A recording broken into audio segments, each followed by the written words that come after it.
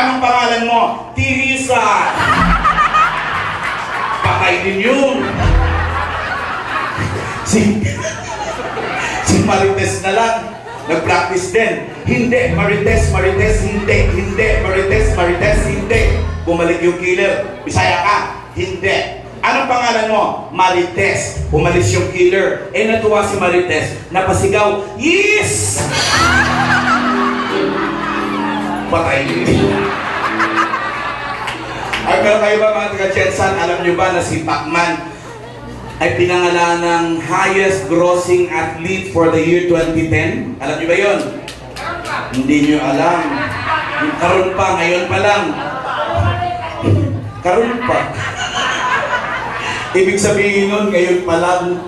Napanood nyo ba si Pacman sa MTV?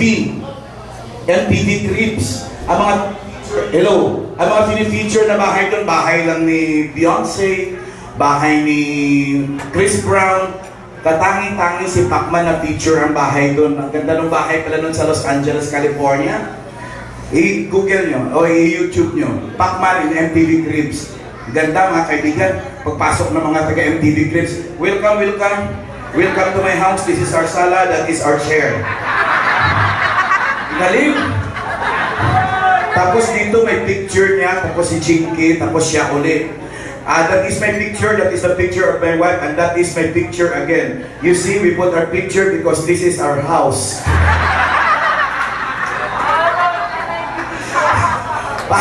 Challenge yun siya.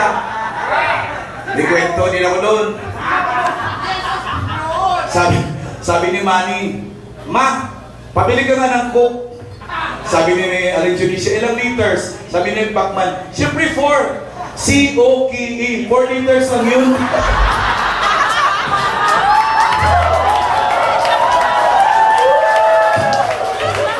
Ilang liters ko sa Coke? Siyempre 4 lang. C-O-K-E, Coke. Ayaw ko lang makapag-usap sa inyo, maleche kayo. Mga Bisaya kayo. Matutila ka dyan, ay usahay na lang. G-G. Usahay. Palapakan mo ng mga Bisaya, baka mamaya mas maraming pa. Pota, Grand Reunion yan.